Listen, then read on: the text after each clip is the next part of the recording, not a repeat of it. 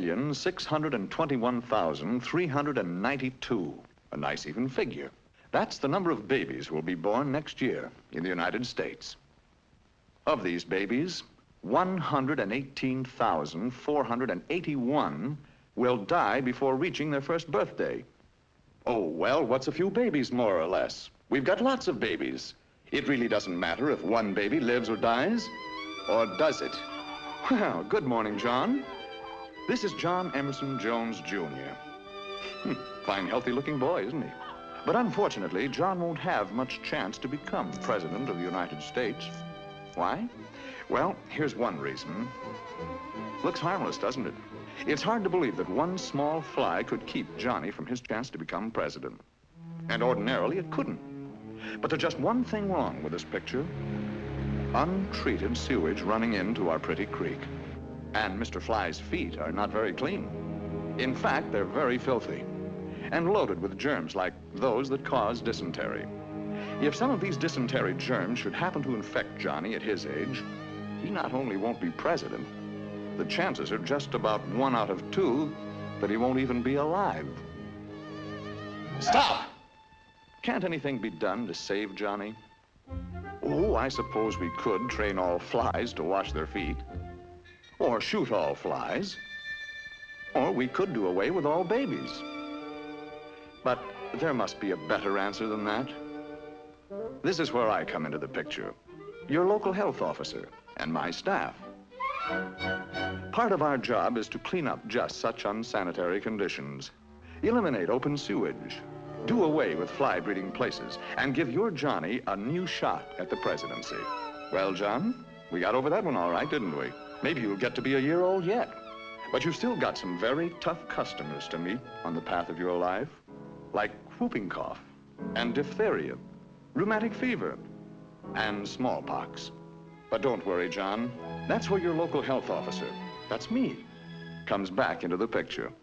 Another part of my job is to keep track of you and to see that you're properly immunized. Vaccinated and inoculated is another way of saying it. Or protected in other ways so that you have the weapons to fight back when these enemies attack you.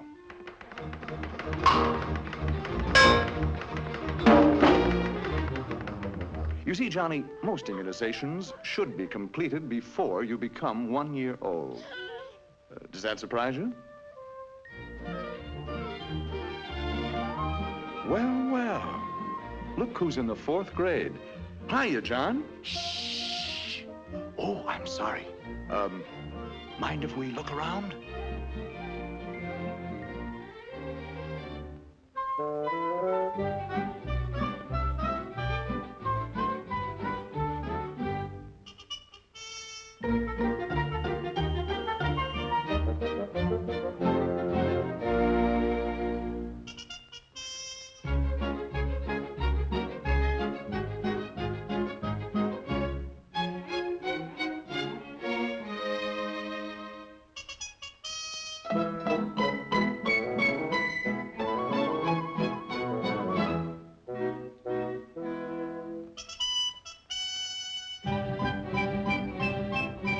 Looks like you're being well taken care of, Johnny.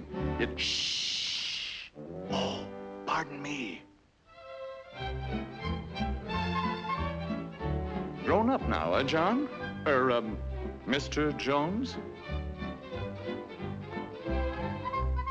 Hey, wake up. You know her. That's Mary. Mary Lawrence. Changed since high school, hasn't she? For the better. Congratulations. You ought to make a very happy couple. You're fine, healthy-looking specimens. Nothing wrong with you, huh? Are you sure? Let's be really sure.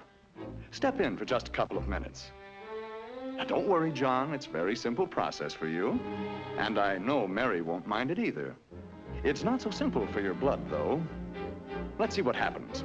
First, it's numbered, whirled, a warm bath, shaken, checked, cooled, bathed again, and then carefully read.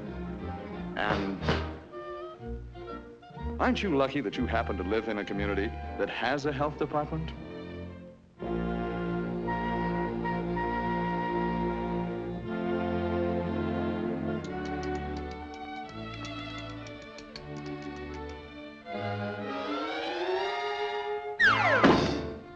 Anything we can do for you now, John? Time will tell.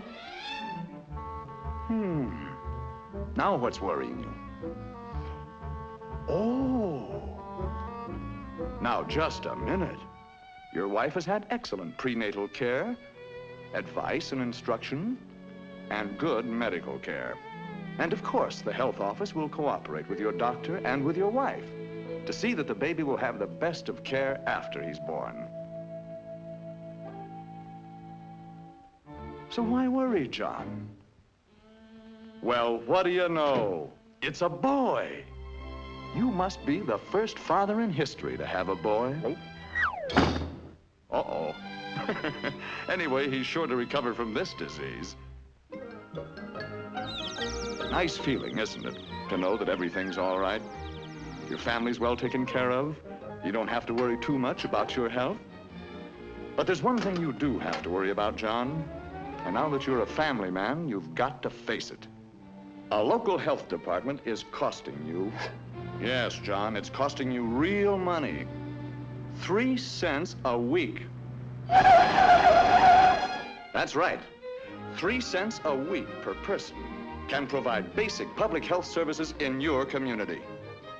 Not much, is it? Well, John, you've been leading a normal, happy, married life. But of course, you are getting a little older. Your hair is receding, which is normal. You've developed a double chin, which is normal. You've also acquired a paunch, which is a little abnormal. But you're still a fine-looking man, even if a little mild exercise wouldn't hurt you. Yes, sir. Nothing like a little exercise, especially with the kids. Makes you feel so young. I got it! I got it! He got it. A little mild exercise, John. Let's take a look at that body of yours, and perhaps we can point out why violent exercise isn't good for you. There's the old ticker pumping away. So many miles of pipe. Now then, that bay window appears, and the rest of you spreads a bit too. More skin area, more pounds of flesh, and more pipe needed to cover the ground. More work, too, for your heart. And remember, John, that heart isn't getting any younger. So let's get more rest and take it a bit easier. Oh, by the way, it might be well to cut down on the food a little. Hey! That goes for you, too, Mrs. Jones. Look, John and Mary Jones, let's not kid ourselves. This is the age when cancer, heart disease, and diabetes are the big killers. Now, wait just a minute. Don't get panicky.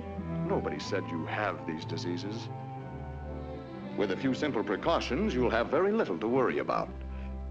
Periodic checkups by your own doctor are the most important thing. Don't wait until you're sick.